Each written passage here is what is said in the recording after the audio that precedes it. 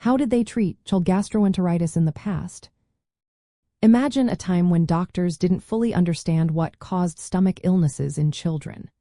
In the past, treatments for child gastroenteritis, or stomach flu, were based on ideas about balancing bodily fluids and using herbal remedies. People thought that diarrhea and vomiting came from an imbalance of humor, which were believed to be bodily fluids that needed to be kept in harmony. To do this, caregivers often gave children diluted milk mixed with tea or cereal water to soothe their stomachs. They also used herbal teas and sometimes performed purging or enemas to try to clear the illness. These methods aimed to restore balance, but they didn't target the actual cause of the infection. As medical knowledge grew in the 18th and 19th centuries, doctors started to focus more on cleanliness and proper feeding.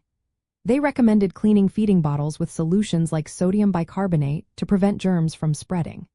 If a child's diarrhea continued, doctors might have used rectal enemas to try to flush out the intestines. In severe cases, they would inject saline solutions under the skin, a process called hypodermolysis, to help with dehydration. These treatments were primitive compared to today's standards, but marked a shift toward understanding the importance of fluids and hygiene in managing illness. However, many of these old treatments had risks.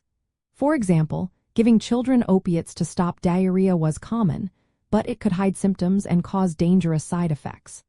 Enemas and purges could worsen dehydration, and because germs weren't understood at the time, infections spread easily. Without effective ways to replace lost fluids, many children with severe gastroenteritis suffered serious complications or even died. The real turning point came in the mid-20th century with the development of oral rehydration therapy. This simple treatment involved giving children a special solution made of salts and sugars by mouth. It was easy to prepare and could be used at home, making it a game changer. Before this, intravenous fluids were used for dehydration, but they required hospital visits and equipment that weren't always available. Oral rehydration therapy proved to be safe, inexpensive, and highly effective, helping children recover faster and reducing the risk of death from dehydration. Today's treatment focuses on rehydration with oral rehydration solutions that contain the right mix of salts and sugars. If a child is vomiting, doctors may give anti-vomiting medicines to help them keep fluids down. Most children recover at home with supportive care, but in cases of severe dehydration, or if they cannot drink, they may need hospital treatment with intravenous fluids. Good hygiene practices, breastfeeding, and vaccines, especially against rotavirus, have also played a big role in preventing severe cases.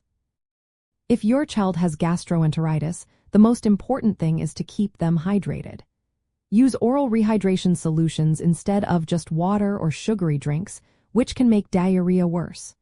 Watch for signs of dehydration, like fewer wet diapers, dry mouth, or tiredness, and seek medical help if these appear.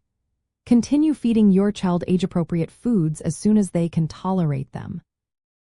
Always talk to a healthcare professional for personalized advice, especially for young children or if symptoms are severe.